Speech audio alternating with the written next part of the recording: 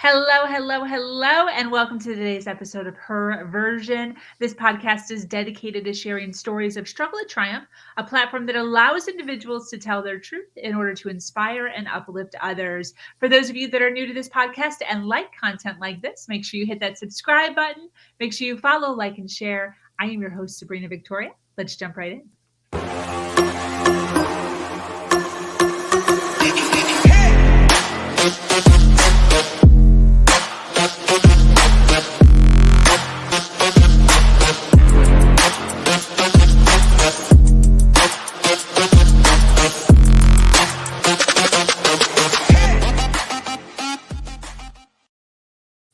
Thank you for joining us today for this episode of Her Version. The Her Version platform is built on storytelling and the understanding that many times our greatest learning experiences come from listening to other people's stories. Today, I am speaking with an amazing woman named Dawnita. Dawnita is an amazing author and here today to share a story of teen pregnancy, enduring abuse, and how she came to create a relationship with God. She will be sharing some of her struggles with CPTSD in order to give hope to those that have a similar story. I am excited to share what she is doing now in her world to not only empower her daughters, but to help overwhelmed individuals create attainable goals and create independent souls. Welcome, lady. Okay. Hello. How I'm so are glad you? to be on here. I've been getting tongue-tied all morning too, so maybe it'll be a thing. But I just realized one of the things that I do with names that I'm uncertain of is I always ask preemptively, is this how you say your name? Because some people have different, like it's not and always. mine gets pronounced this way a lot. Or different ways. So Dawnita, it's Dawn. dawn as in the morning, and then the Ida on the end. Yeah. Yeah. My mom was a hippie, so I some of my friends had much more interesting names. I'm pretty happy with mine. That's awesome. You know what's so funny about that is my fiance, his dad was Dan, Dan, and they had 8 children. And they decided all 8 children were going to have Dan in the beginning of all their names. So it's Dane, Dawnita, Dan, Okay. and the whole slew of them. I don't even know all of them. I've known them for 4 years now, and I still don't know all of them because they're so similar. They're just so similar. I kept going through all the names with ours because it's Catherine, Kristen, Chloe, Kylie, and I'm like, oh no, forget this. And then we have Luke and Leanna. So I'm like, I couldn't get the right one. Did you do that on purpose? Well, I did the Catherine Christie. Yeah, I was trying to do, kind of the K sound at the beginning, and then I kind of decided, oh, maybe that's not such a good idea. Did you start to get tongue-tied at the house? I get tongue-tied all the time anyway, so I was just asking for it whenever I did that. That's great. I just have the one. His name is Elijah. Oh, I love that. Yeah. I love that. I like it. He likes his name, which is cool. That is cool. Not everybody appreciates their own name. So I didn't for a long time. I really didn't for a long time. It's different. I like it, but it's like a subtle different. It's not so in your face, So yeah. So where are you from? Tell us where you're from. I am out here in Northwest Oklahoma. So whenever I start my podcast, I always tell people, if you hear birds in the background, my husband on the tractor, the children playing with the dogs, this is real life on the prairie here. We have the winds blowing like a banshee right now. So that's pretty great. But yeah, we're out here. I was raised in the Panhandle, and we're right next to the Panhandle of Oklahoma. It's kind of a different country out here. Oklahoma doesn't like to own us some of the time, and Texas doesn't really want us, and Kansas doesn't really want us. So we're just kind of out here. Great. That's great. So awesome. Well, thank you so much for taking some time out of your day. I appreciate you settling down with me and, taking an hour or so to kind of hang out, tell your journey, give us some little nuggets of inspiration that you have going on over there in your world. I appreciate women like you who understand the mission that I'm trying to do here and are willing to, take some time to sit with me. So I heal a little bit every time I share my story. If yeah. that can be an encouragement to somebody else to go ahead and share theirs, then, please do. Because Yes, every single time I share my story, I heal just a little bit more. And it yes, hurts, but it's good, yes. And I totally can relate to that as far as it gets, and as it starts to get easier to tell it, yeah, you do start to heal. That's interesting. I never really thought of it that way. Look at that. We're already learning stuff. We are. We are. 5 minutes in.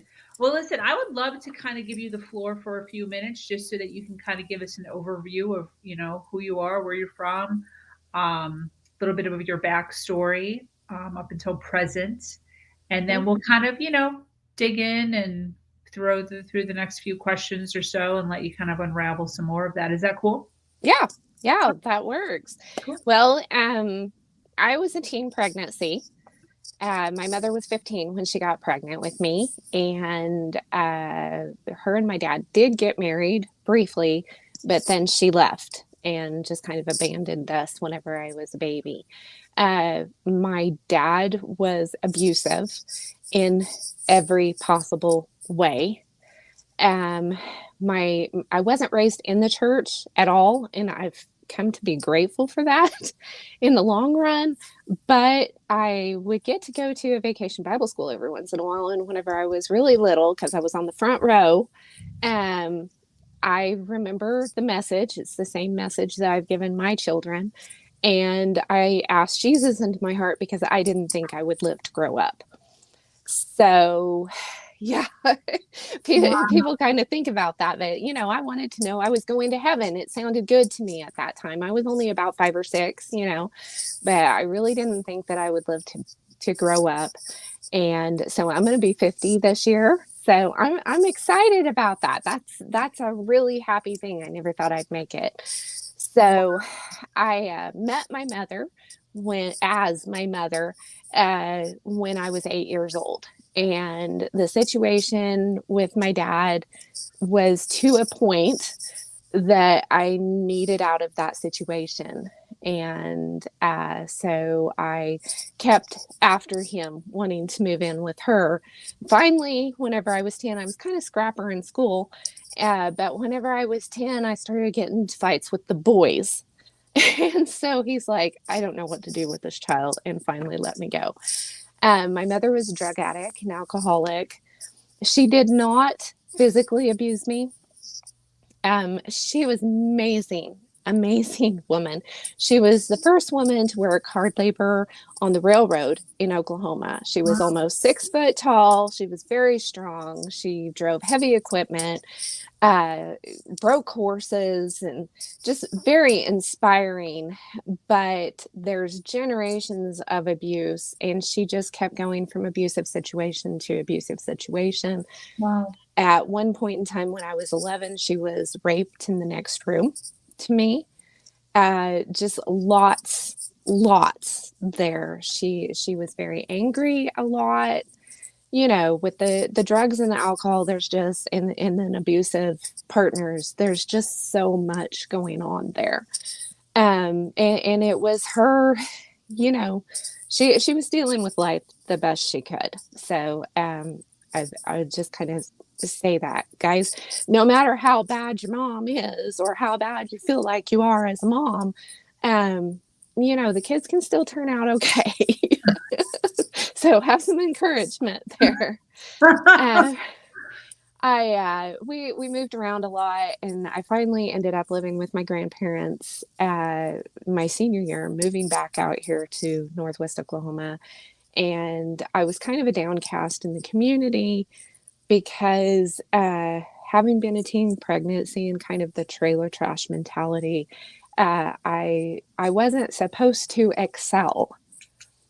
according to the community. You know, I wasn't one of the popular kids. I wasn't kids of one of the hierarchy of the community or anything. So it was really frustrating to a lot of people that I'm very artistic.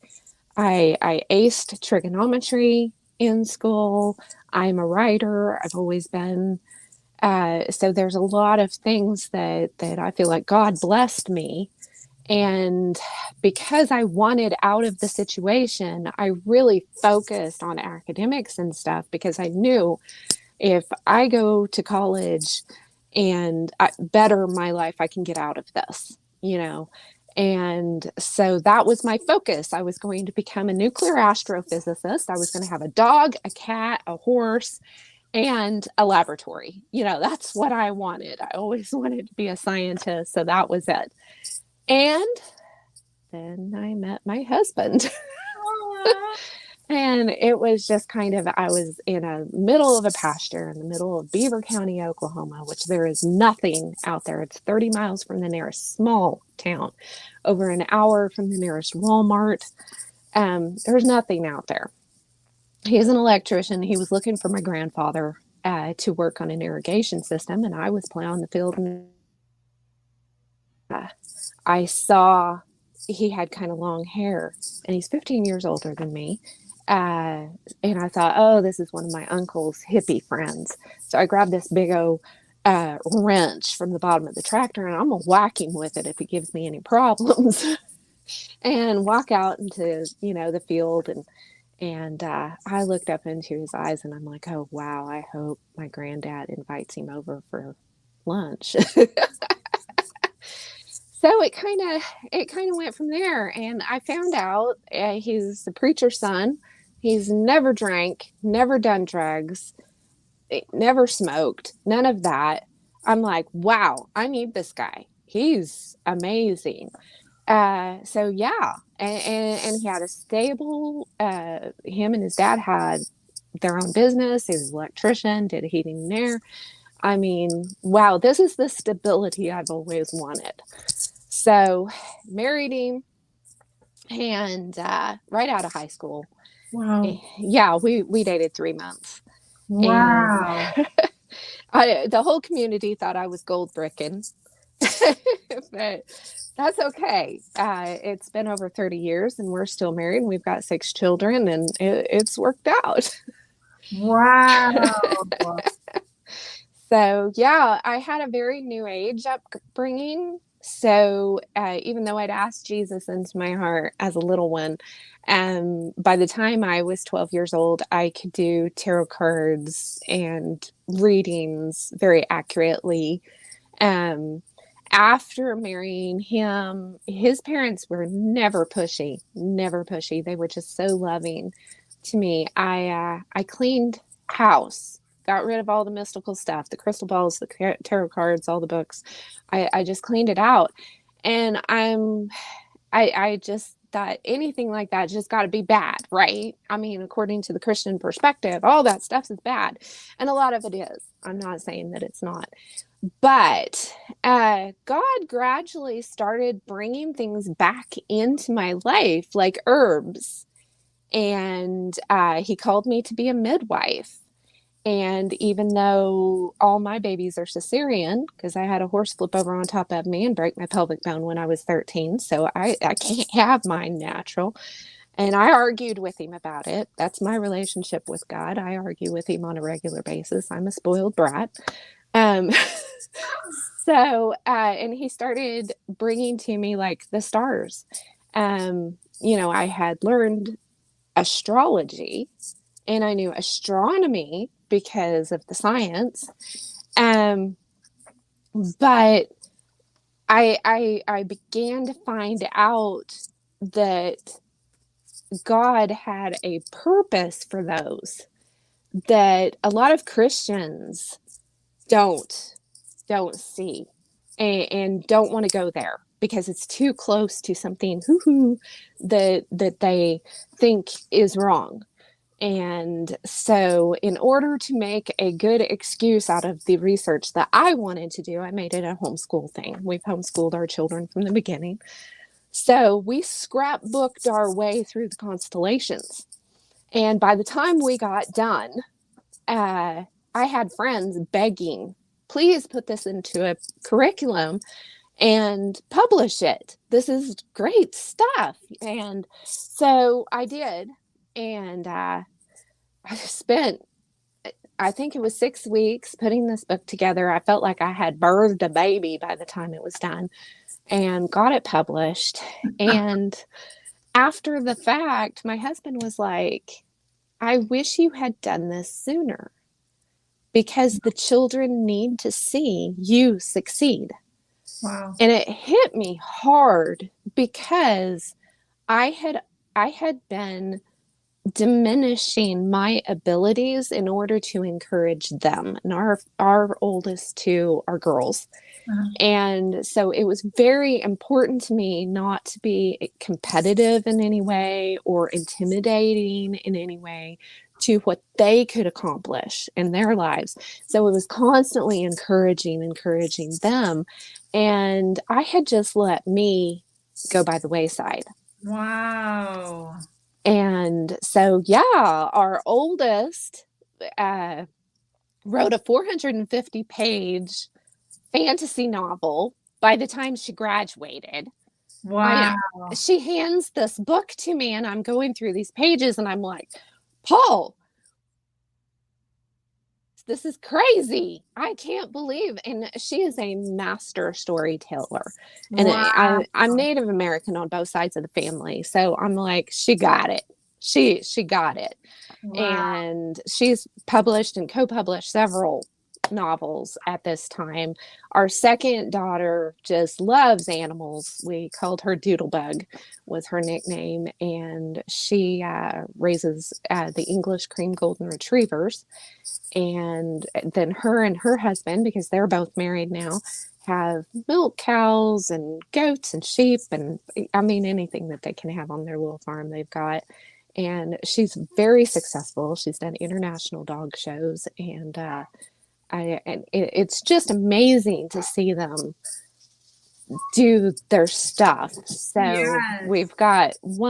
I've got 4 girls out of the 6 children, and one raises bunny and does bunny shows, and she has crafts that she does, and she's got her own little business. And then our youngest is 15, and she's in the process of becoming a master artist. So, I'm very proud of them, but I have to go back to that, Paul telling me, I wish you had done this earlier. Wow. Wow.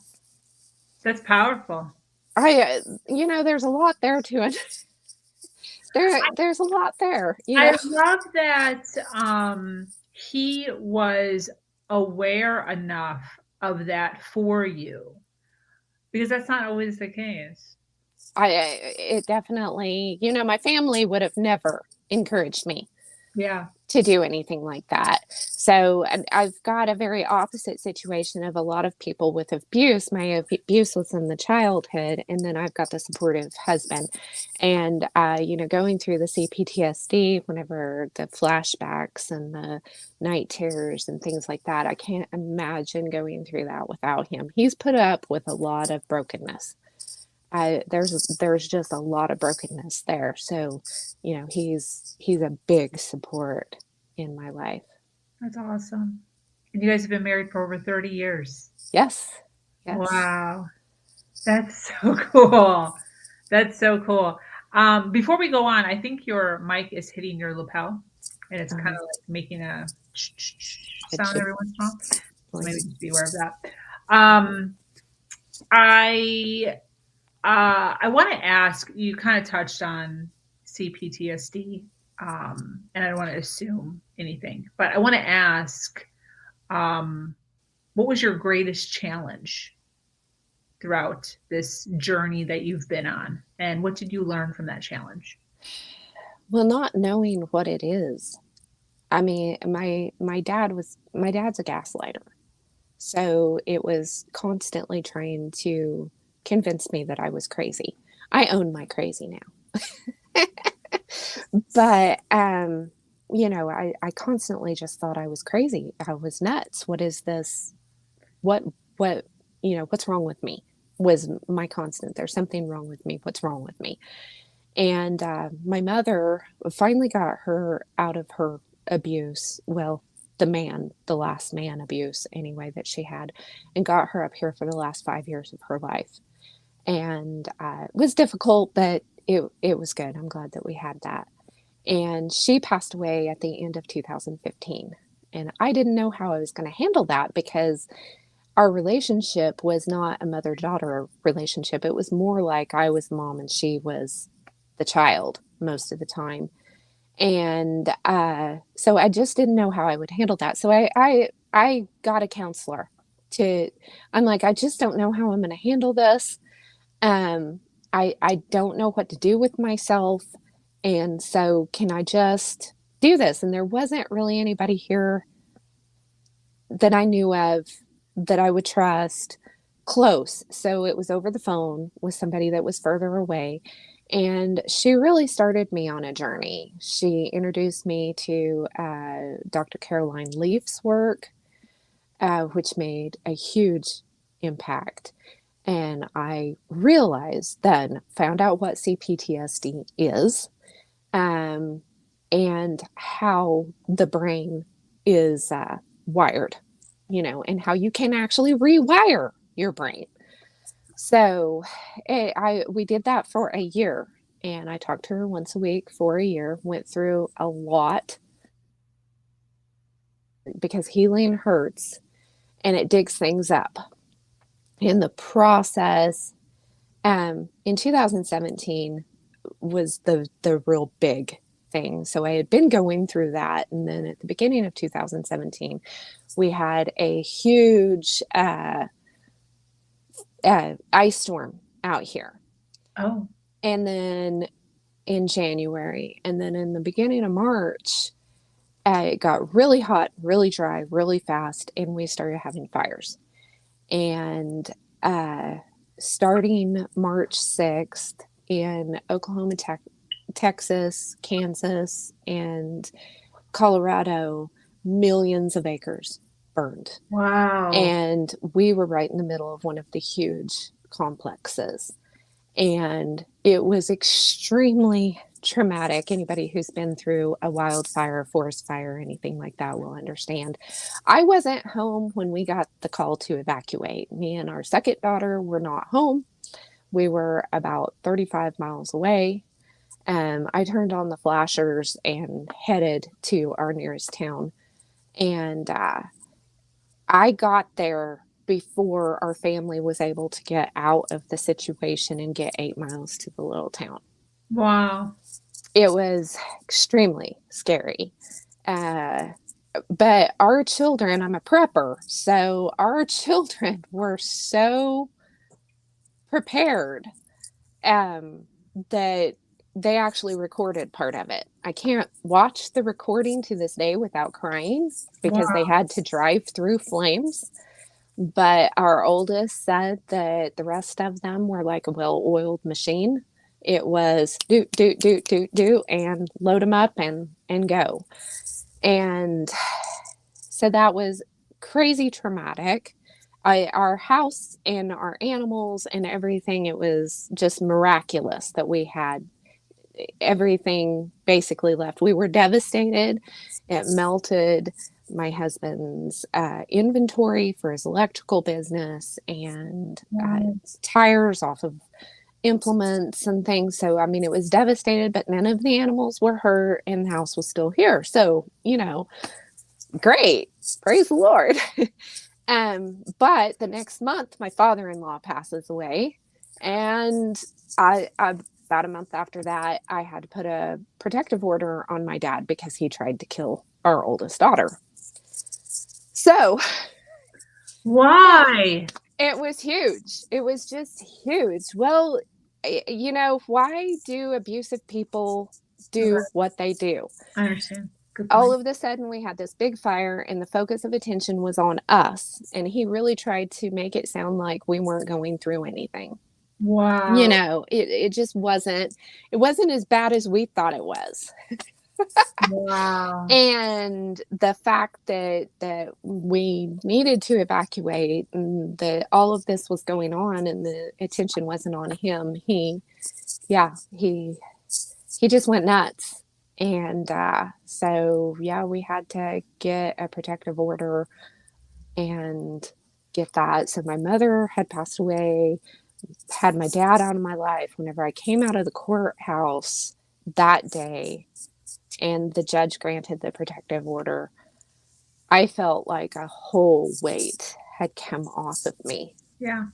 Because, you know, in the Christian community, you're taught that you need to forgive and give restitution and try to make things better with everybody. And forgiveness is huge because you don't want to carry, I don't have the time or the energy to be bitter, you know, and carry around bitterness. So yeah, I forgive. I'm sure that there's things, you know, that have pushed him in that way. I have no idea what caused him to be that way. Again, generational abuse going on there. And so there's just a lot out here. But being able to let go of that and say, okay, I don't need this in my life. I don't need him in my life. I just felt so much better. Wow. Yeah. Wow. That's a good testament to taking a look around sometimes. You know, sometimes our anxiety or depression or whatever you want to call it is because of an individual in our home or near us. So I love that you took the step forward to actually do that for yourself, for your mental and emotional state of mind. It's really hard because notoriously we tend to put ourselves back into a situation that's similar, even if it's not as bad. Because when you grow up like that, like I've seen some of your other stuff that you post about being very empathetic. You become very empathetic and you just want to help everybody. Mm-hmm. But there's some people that aren't ready for help, you know, and aren't accepting of help. And it will become an abusive situation, even if you're just putting yourself in a bad situation where you're basically abusing yourself into that situation. Wow. And I felt that. I have, because I grew up being gaslighted. Yeah. I found out that I gaslight myself into staying into situations that I shouldn't. Wow. And I've done that time and again, and maybe they're not dangerous, you know, and we tend to blow them off because, well, it's not a dangerous situation. I'm not getting hit or whatever. But if it's not right for you, it's not right. Yeah. Yeah, definitely. I think that's one of the things that I talk to individuals a lot who are in abusive relationships is it doesn't matter, you know, they always get caught up in this whole, I don't know if it's actually abuse. I don't know if they're actually narcissists. I don't know. They don't hit me. You even said that. You're like, I wasn't getting hit. During a portion of you stated that at some point. None of that matters. All that matters is it not sitting right with you? If it's not sitting right with you, the semantics don't even matter. You don't belong together. And that's with friendships. That's with family. That's jobs. Thank you. My last one was a job. Wonderful people. Don't get me wrong. I was working with wonderful people, but it was no longer the right situation for me. And I needed to step out of it. But I kept saying, oh, you know, but they need me and I need to help them. And I was gaslighting myself to stay in that situation.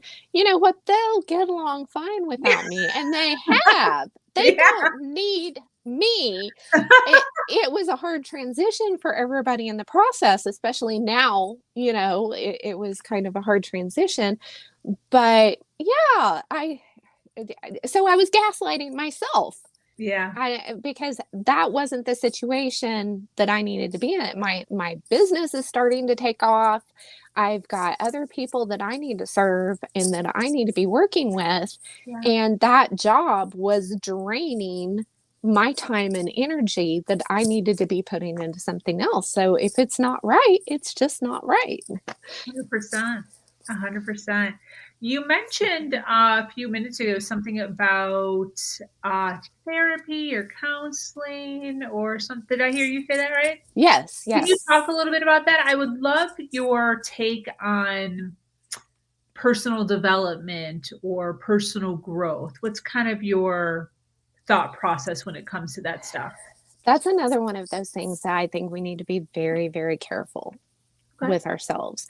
And we need to make sure that we're putting ourselves in a therapy situation or a growth situation that is the best possible for us. You know, being out here on the prairie, whenever you plant a seed, you can't just plant a seed in sand and it thrive. You can't plant a seed in rocks. It's not going to thrive. You've got to have good soil to put it in. And then, you know, if your water's not quite right, you may need a different watering situation. You may need to add some fertilizer. You know, I kind of, God does this to us that every once in a while he's going to dump shit on us. I'm sorry. I don't know how but you know, he's going to dump a bunch of stuff on us. And you know what? That's compost. He's fertilizing the situation. So just because you're going through hard situations doesn't mean that you're not growing, but make sure that you're cultivating the right stuff for what you need. So I was very picky about the counselor that I found. I knew her husband for a long time. We had worked with him in a different situation. And because I knew him so well, I knew that this was going to be a person that I trusted. And, you know, as women, we tend to think if it's another woman, she's going to be trustworthy. And that's not always the case either. You know? Totally. Yeah. Yeah. 100%. Yeah. So, you know, if you need to move from one person to another for a little bit, you know, go for it. I mentioned her stuff. She's got videos on YouTube. She's got books that she does. She has a whole program that you can go through. It's very science-based. She's a some such or other scientist. Her stuff was great because it's not just telling you what's wrong with you, but it's giving that hope that you can change it. And in the Bible, it says, renew your mind. And I believe that a lot of the stuff in the Bible, like my Stars book, is scientific. If God said it, there's a scientific reason why he said this.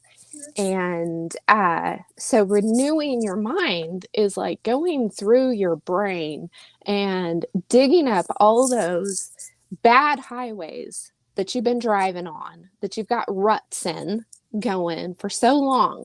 I'm not good enough. I don't belong here. Nobody likes me.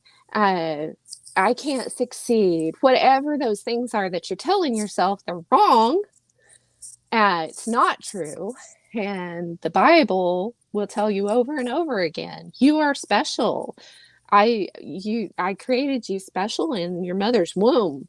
Even though my mother was a teenager, you know, I always grew up thinking that I was an accident. Well, God doesn't make accidents. So yeah. no, I wasn't. He had a purpose for me. And you know, why does God let bad things happen? Well, he lets people do bad things, you know, because he's not going to force us. So unfortunately, it's not God making those bad things happen, but he's there with us. And a lot of times you don't see that until retrospect. And then you're like, oh, I got that little bit of encouragement from that teacher. This stranger on the street gave me that compliment that I really needed that day. Those little bits are those God moments. And so, you know, I'm constantly I'm very reflective. And whenever I have a problem with somebody, and you're going to have drama with people, anytime you're around people, you can't get away from that. You're going to have some kind of a drama. The only person that I can change is myself. I can't change any of them. So I'm constantly trying to, okay, how do I need to change? How do I need to tweak myself? Not that I need to change who I am, but maybe the way I relate to people, the way I react, maybe I need to slow down, listen, pay more attention to what's going on around me, that type of thing. So yeah, I'll read the books and chew up the meat and spit out the bones. I'm not going to agree with everything that's in every book, Yeah. And just kind of, just keep trying. Don't give up on yourself. Yeah. I think it kind of sounds like stay curious. Yeah. When I was listening to it, I was like, it kind of sounds like she's just staying curious, and it doesn't always all align with what you are thinking, but it still doesn't keep you from diving in, taking what you like and leaving the rest. I'm willing to be wrong. I think that's an important thing too. We think of men as being egotistic and not ever wanting to be wrong. I think they're just a little bit more boisterous about it, maybe. Sure.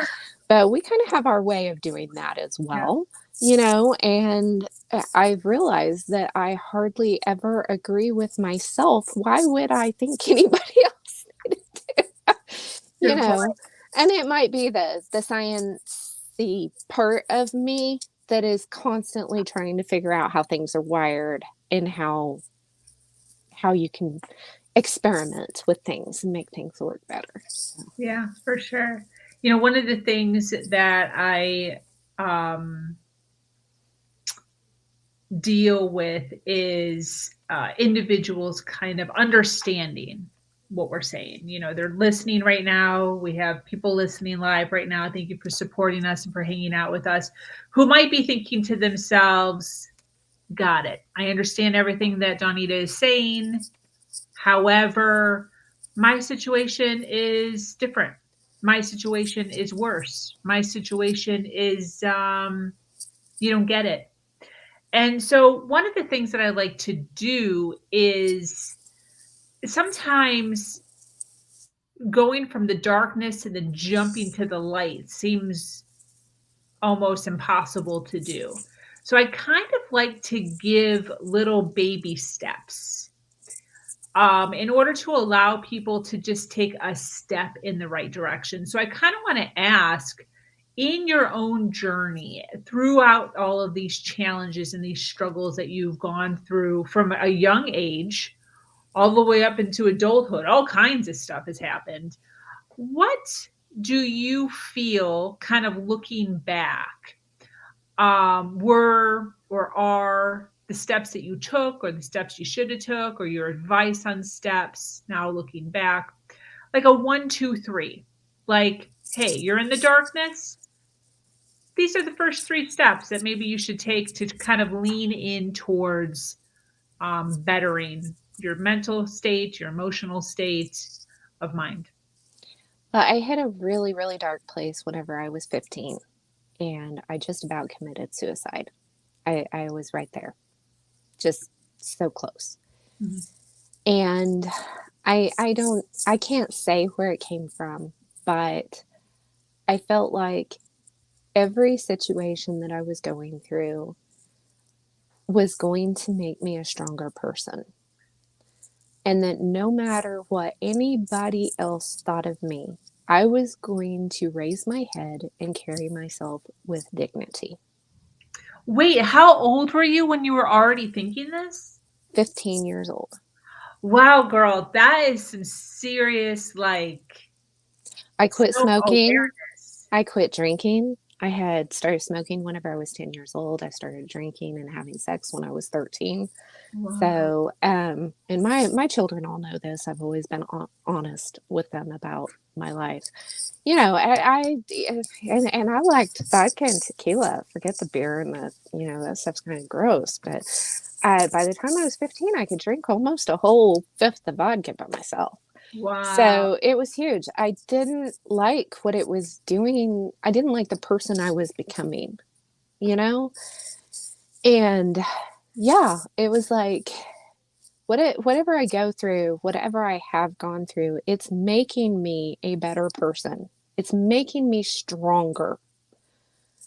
And I can carry my head with dignity and do the best I can. And I don't need to worry about what other people think of me. So, I mean, that's the biggest encouragement, is quit telling yourself the lies.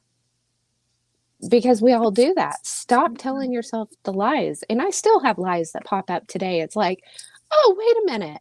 I'm thinking that's not right. So I still have to correct myself. It's a constant growth. I haven't just stepped from the darkness into the light. Oh, girl, I am so broken. And it's just like my pieces are just gradually glued together, and we're painting flowers on them, and we're just gonna make it pretty anyway. That's great. That's great. I think that's it. It is just that encouragement to say, hey, yeah, you've been through this hard situation. But you're still here. Mm-hmm. You haven't committed suicide. Nobody's killed you. God's got a purpose for you. You are still here. Mm-hmm. So pick yourself up, hold yourself with dignity, and start getting rid of those lies. Yeah, definitely. That's great. What would you say is the number one lesson that you've learned about life?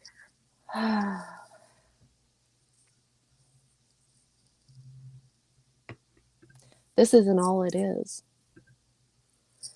I've had, tons of health problems because I was a teen pregnancy. My mother threw up for the first 6 months, and then she gained 75 pounds somehow at the last trimester. So I have issues with my blood sugar. I really struggle. And anybody with like autoimmune diseases and stuff, those hidden sicknesses that nobody can see. It's hard. Sometimes it's hard to just, in the depression, the anxiety, it's hard to pull yourself out of bed. It's hard to do the thing. And just realizing that this isn't it. This isn't all of it. I have a hope. I have an eternal hope that I'm going to be in heaven one day.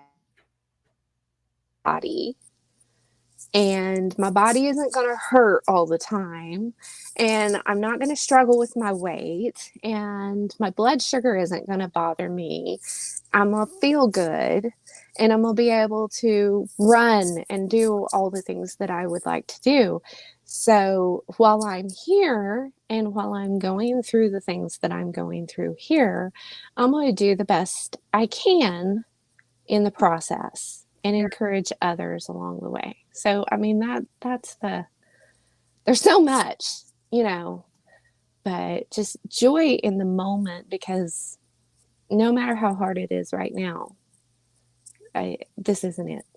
Yeah, definitely. When, during this process and the personal growth you've done, and,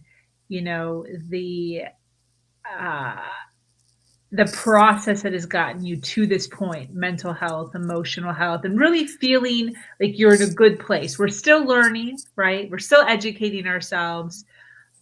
I kind of want to touch on limiting beliefs, because I think limiting beliefs is something that we all deal with. And sometimes we feel as if we have overcome our limiting beliefs, and then they kind of start to creep up again. You're like, wait a minute, I thought I already took care of you. So now that you're doing the personal development, and you're understanding that, and you've done the therapy or the counseling, and you're taking the steps to better yourself, has any interesting or challenging limiting beliefs come up for you in your journey through this? Constantly. I mean, it's constant. Can you share one with us and let us know, how you're viewing it now? Oh my goodness. one of the things that I've really struggled with here lately, and I think probably already everybody has, the last few years haven't hit Northwest Oklahoma the same way that they hit everybody else. You can't lock down people who have to go out and feed the cows. Yeah. You just can't. So, and God had placed me in my first full-time job before this hit, and I was as a journalist, a newspaper journalist. Not a very popular place to be for a little while, okay? Yeah. It's still not. I had a lot of fun with it, and I grew a lot. I am an extreme introvert. So having to get out and do the interviews and go to all the meetings and stuff, but there was no time off. Wow. There was absolutely no time off during that 3 years of time. And I really, when it was time to let go of the job no longer fit. Yeah. Like I said, I was gaslighting myself. Everybody needs me. Everybody, sometimes those things sound good. Yeah. Sometimes they sound good. Yeah. But I realize when my mother left, because it always goes way back, when my mother left, it was just me and my dad for a while. And my grandmother had said that I would lead him when we would go to the airport or something, that I was always very independent. And I would just kind of lead the way. And I've always had this, okay, I've got this hard situation that I've got to go through. I'm just going to stand up tall and go through it. And you don't have to go through everything. Yeah. Everybody doesn't. Sometimes they're better off without you. Mm. So, sometimes other people need to grow too. So sometimes the growth is letting go. So I hate letting go of things. I want to hold on to all of it. I want to do it all. I want to do everything. And you can't do everything. So, it doesn't sound like a limiting belief, but it really, really is. And especially whenever you've got you can't physically do a whole lot. I have to do a lot of resting or I'll end up sick. And so sometimes it's not what you think it is. Yeah. Good point. I appreciate that take on it for sure. Yeah. And we don't think. We think it's not okay to rest. It's not okay to slow down. It's not okay to, I used to call myself lazy all the time. Well, I got called lazy and they didn't realize I had a hypoglycemia, severe hypoglycemia. So I wasn't getting the right nutrition. So I just didn't feel good most of my life. Wow. And so they would say, oh, you're just so lazy. You're so selfish, things like that. So I would turn around and tell myself that I'm lazy. I'm selfish. I need to do all these things. And no, I don't. Wow. It's okay. Wow. Thank goodness that you've done the work you've done. Like, just imagine where you'd be at mentally. That's a lot. I wouldn't be here. I really wouldn't be here. You have ups and downs, and I love my life. I've got this beautiful life. I remember going to the doctor one time, when number 5 was about a year old, and going to the doctor and saying, there's something wrong with me, check my thyroid, check this, check that. And he said, Dawnita, and he's a friend too. So he has no problem with us arguing with each other at the doctor's office. And he's like, Dawnita, I think you're depressed. And I said, no, I can't be depressed. I've got this wonderful husband, 5 beautiful children at that time. Mm-hmm. I can't be depressed. He said, Dawnita, I don't think depression is what you think it is. And he explains to me clinical depression. I'm like, okay, well, I'll try the stuff, and he gave me the stuff. And within a month, I was a completely different person. Wow. So I changed from the pharmaceutical medication to a natural, which I just like doing things as natural as possible. And I've been on it ever since, been doing that. And it's huge. So being able to admit you need help, and being able to look into things and see, it seems like with the whole mental health movement, I've got two feelings about that. One is, wow, people can talk about it now, because 30 years ago, boy, howdy, you didn't talk about it because it meant you were crazy nuts and needed to be committed, Yeah. Now you can talk about it. So that's awesome. You can talk about, how you're struggling. That's good. On the same accord, don't live in that. Don't say it's my depression. That's a pet peeve of mine. It's not your depression. It may be something you're struggling through right now. It may be a circumstance that you have. It may be something that you need some help dealing with, maybe for the rest of your life, but it's not yours. Wow. So that is the powerful. anxiety, we all deal with anxiety at some point and another. And sometimes it's crippling and that's terrible, but it's not your anxiety. So don't own those things. Take care of your mental health. That's awesome. But don't own those things. They're not you. That's not who you are. You aren't an anxious, depressed person or whatever struggles you're going through. You are not the struggle. I am not the abuse. I am not the neglect that I received. I am not those things. I am this crazy person who paints every room in our house a different color and does some things that people would really laugh at. But live in the moment, be the person that you are, and quit owning those things. Yeah. Wow. That was really powerful. I've never thought of it that way. Very cool. I'm trying to find another word for like survivor too, because we do survive these situations and stuff, but I don't want to just be a survivor for the rest of my life. I want to thrive. Mm-hmm. I want to pull out of that survivalism. I teach prepping and sustainable living and self-sufficiency and things like that, but I don't want to go into like survival mode for the rest of my life. Yeah. I want to thrive. Yeah. I had somebody, not on the podcast, but in life. I don't know if this is right, but she called it serve Ivor, like to serve. So she's not a survivor. She now is a serve Ivor. So she I like serves. that. So I don't know if that's exactly what it was, but maybe play with it a little bit. But it was something to that effect of she now gives back because of her past. Yeah. She serves now. I thought that was so cool. Let's see if I can find exactly what that was, but I'm pretty sure it was something like that. So something for you to play with right there. Yeah, there we go. So I want to take a second to acknowledge all the individuals that are hanging out with us live right now. Thank you for being here. Thank you for listening. We're almost an hour in, so we so appreciate you being here and taking some time out of your day to hang out with myself and Dawnita and listen to her journey and the information that she's sharing with us right now.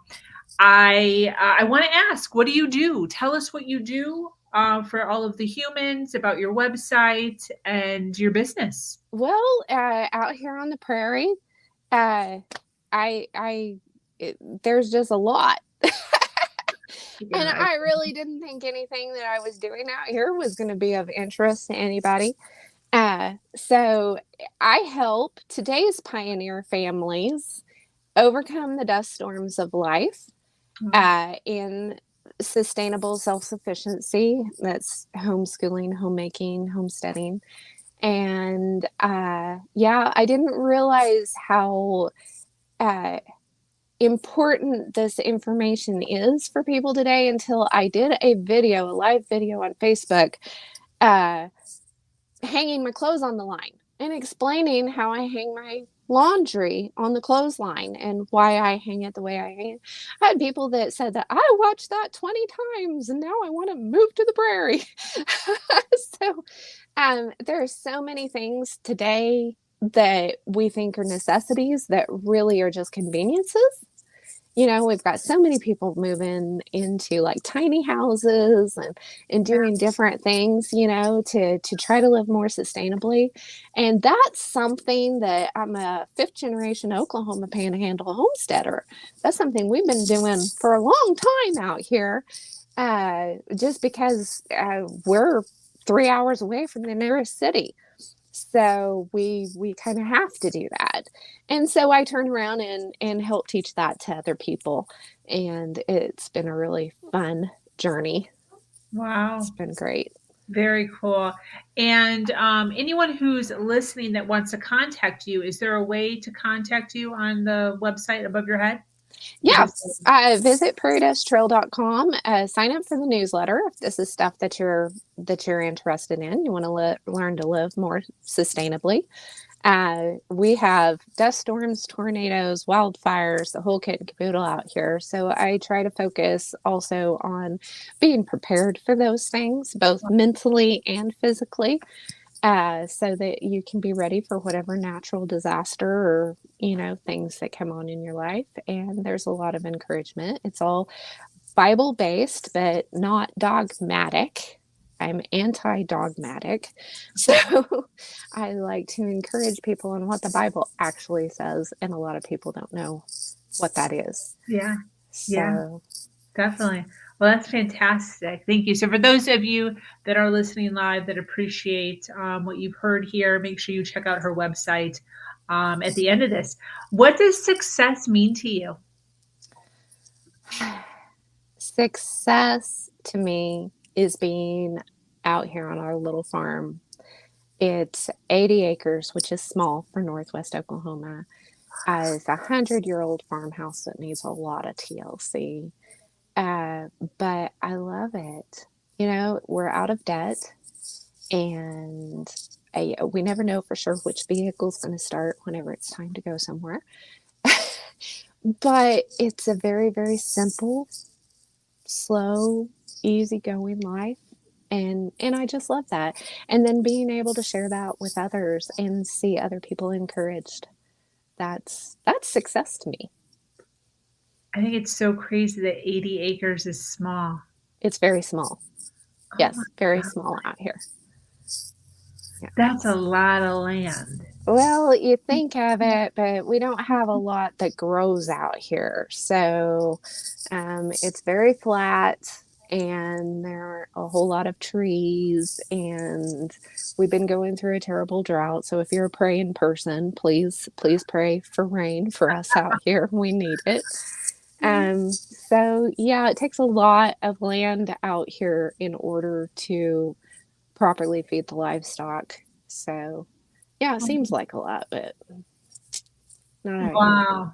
Here. Well, I just learned something new. Very cool.